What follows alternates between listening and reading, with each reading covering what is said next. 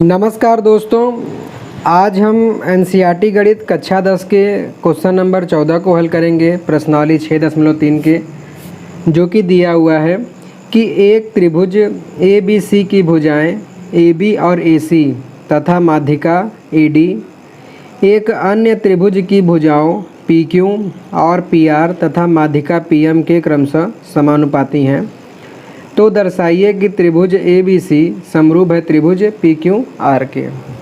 तो पहले हम दोनों त्रिभुज बना लेते हैं, फिर समझते हैं क्वेश्चन में कि क्या कह रहा है। तो पहले हम एक रफली जो है डायग्राम बना लेते हैं दोनों त्रिभुजों का। फ्री हैंड डायग्राम रहेगा। अब केवल एक त्रिभुज का नाम रहेगा ए बी सी और दूसरे त्रिभुज का नाम रहेगा पी क्यू आर, जो कि हमें समरूप सिद्ध करके दिखाना है।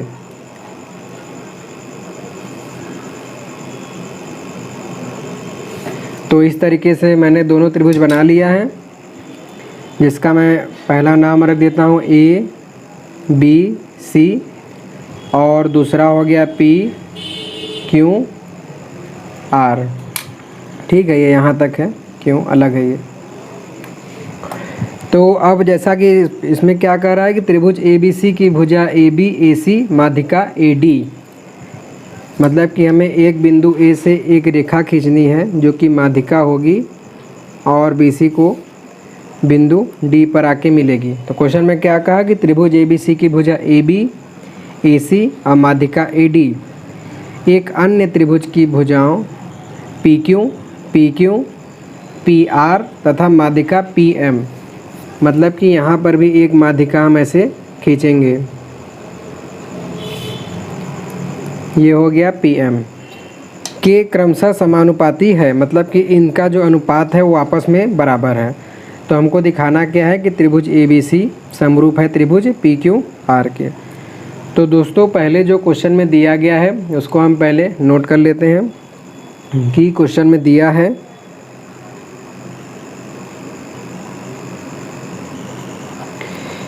A B A C A D, A B A सी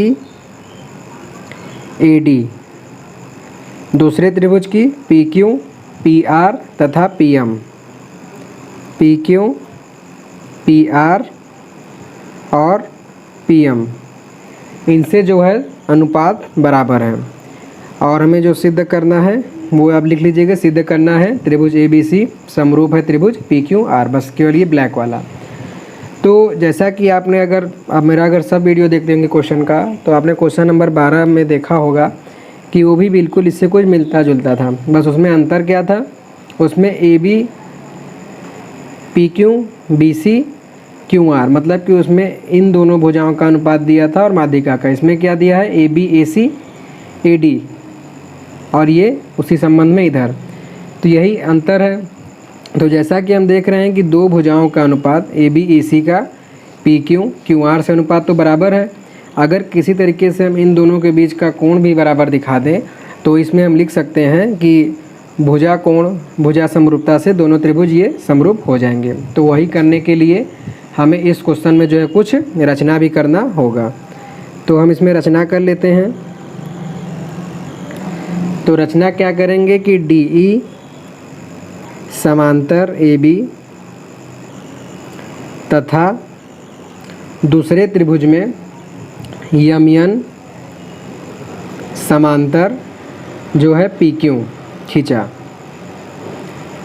क्योंकि क्वेश्चन अलग है, थोड़ा बड़ा भी है, तो उसके लिए हमें इसमें रचना करना पड़ेगा। बी ई मतलब कि बिंदु ई से हमने इधर एक रेखा डाली जो कि बी ई है, ये समांतर हो गया ए बी के, और यहाँ पे बिंदु यम से हमने एक रेखा डाली जो कि यम एन है, समांतर हो गया पी क्यू के। इतना हो गया। तो अब हम आते हैं प्रूफ करने पे, उपपत्ति पे।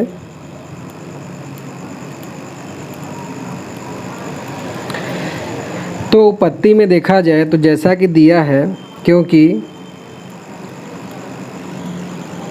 ये जो डी ई है समांतर है ए बी के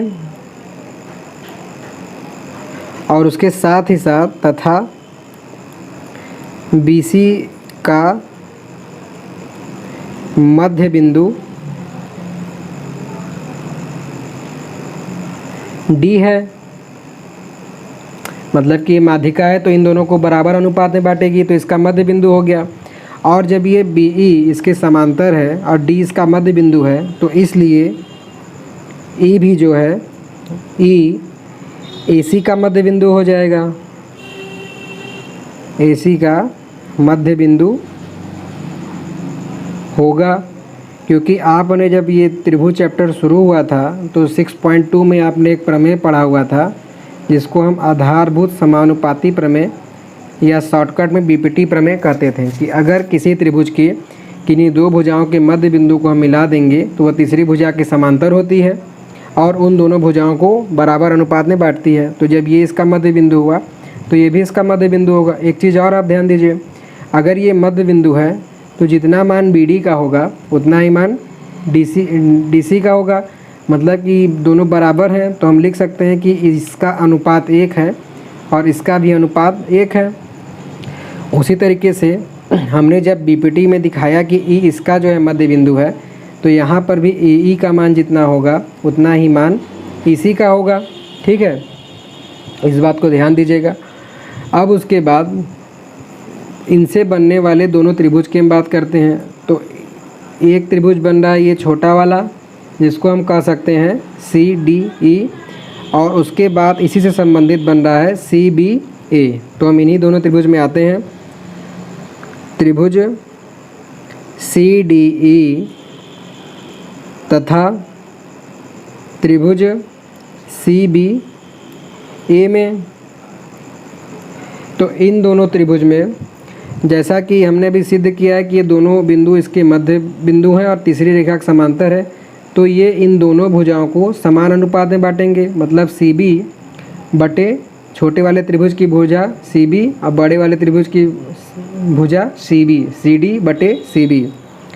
तो यहाँ से हो जाएगा CD बटे CB, जो कि बराबर हो जाएगा इधर छोटे वाले त्रिभुज की भुजा AE और बड़े वाले त्रिभुज की भुजा CA। मतलब CE बटे CA, इन दोनों का जो अनुपात का मान होगा वो बराबर होगा।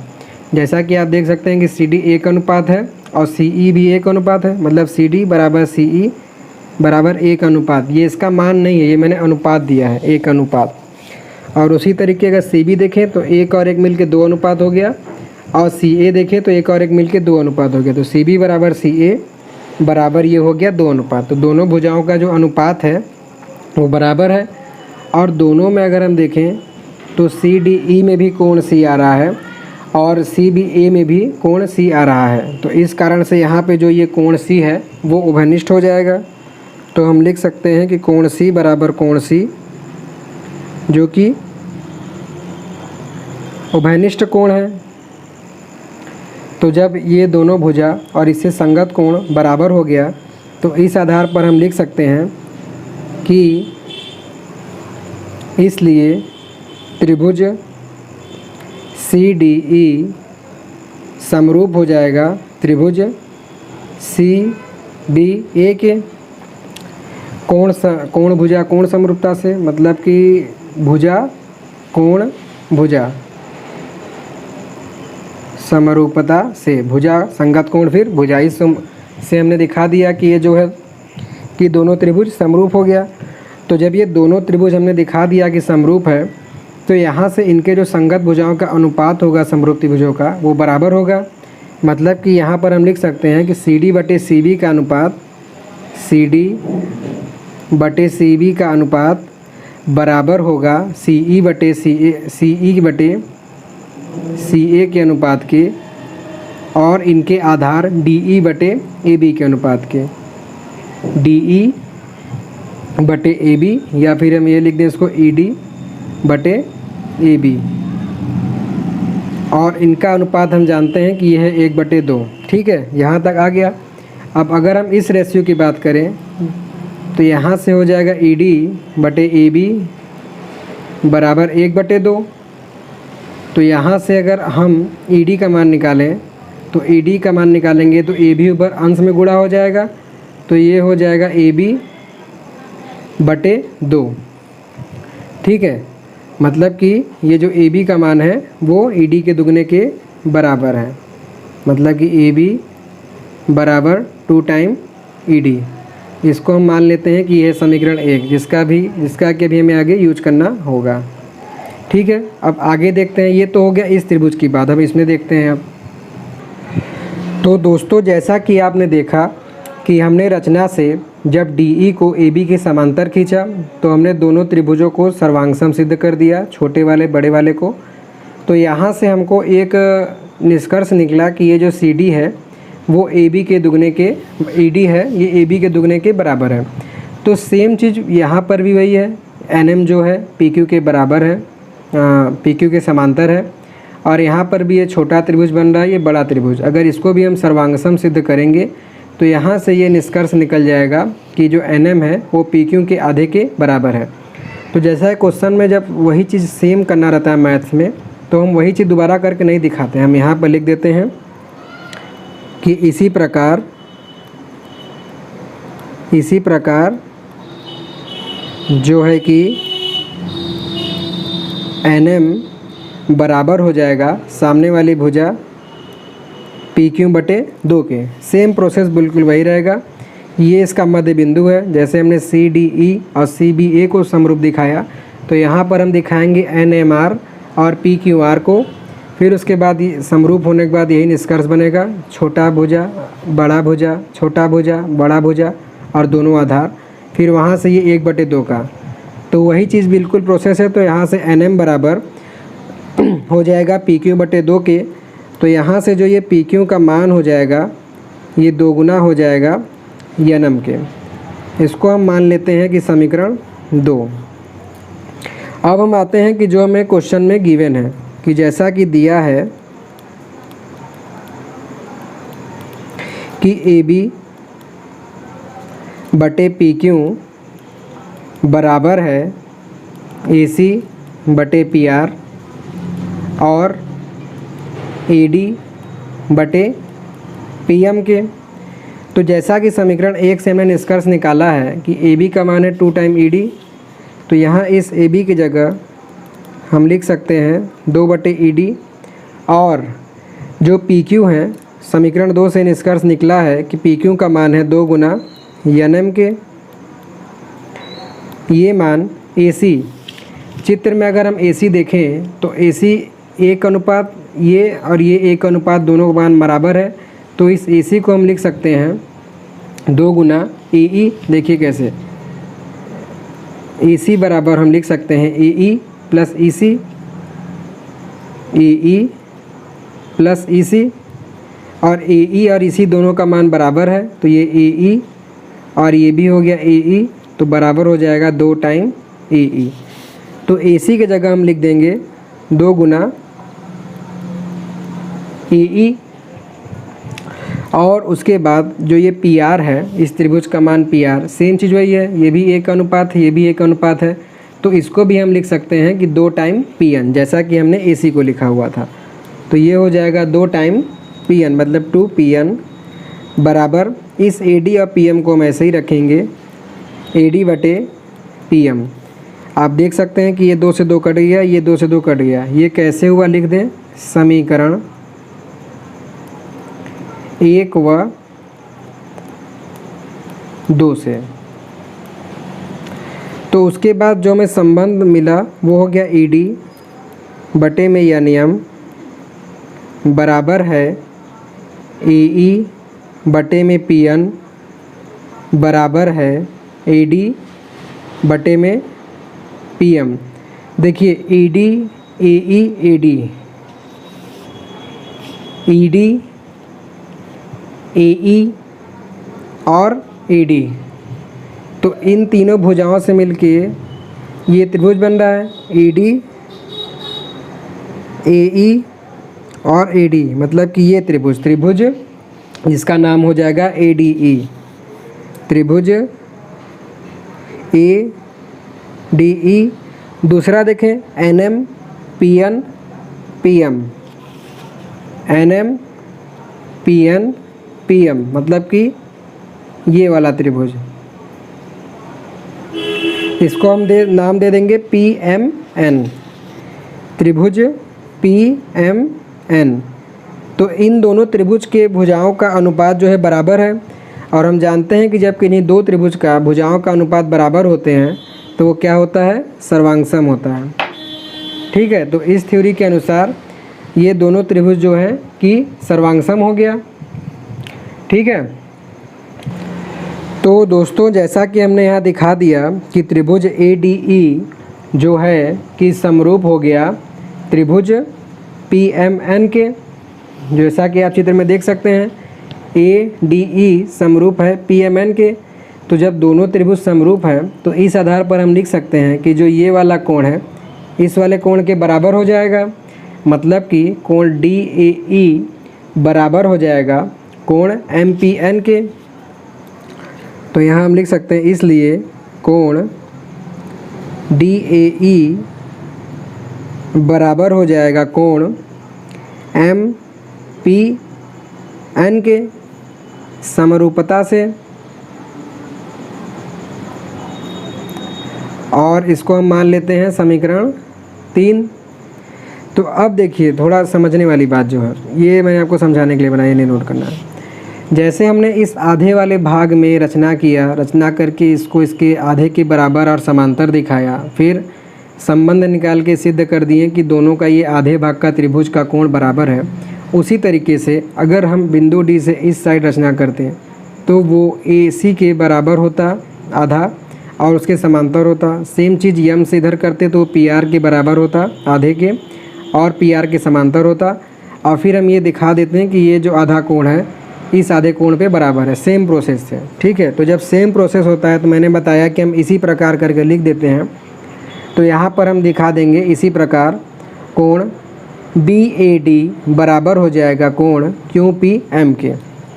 तो यहाँ पर हम लिखेंगे कि इसी प्रकार कोण BAD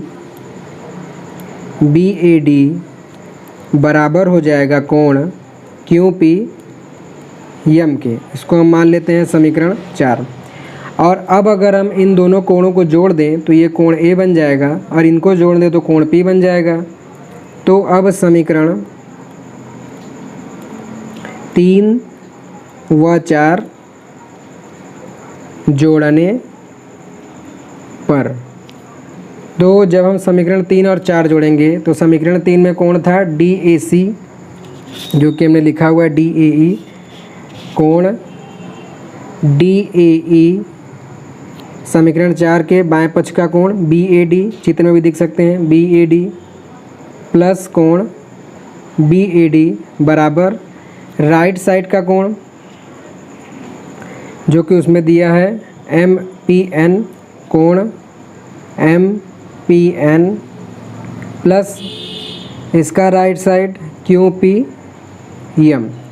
तो हमने DAE और BAD को जोड़ा तो ये दोनों मिलके ये हो जाएगा कोण A बराबर MPN और QPM को जोड़ेंगे दोनों मिलके हो जाएगा कोण P। तो इस तरीके से हमने दिखा दिया कोण A बराबर कोण P है, और उसके साथ दिया है क्वेश्चन में कि AB बटे PQ का अनुपात बराबर है AC इस पूरी भुजा के PR के अनुपात से। AB बटे PQ बराबर है AC बटे PR के। तो इन दोनों भुजाओं का अनुपात और इनसे बना हुआ संगत कोण जब बराबर है तो कोण भुजा के नियम से हम लिख सकते हैं कि त्रिभुज ABC, इसलिए जो हम लिख देंगे त्रिभुज ABC समरूप है त्रिभुज PQR के, जो कि हमको सिद्ध करना था। तो दोस्तों इस तरीके से हमारा क्वेश्चन नंबर 14 भी हल हो जाता है। आशा करता हूँ कि बताया गया सवाल आपको समझ में आया होगा। तो प्लीज़ वीडियो को लाइक, शेयर और कमेंट ज़रूर कीजिएगा, और आगे के आने वाले वीडियो से अपडेट रहने के लिए चैनल को सब्सक्राइब कर लीजिएगा। So thanks for watching.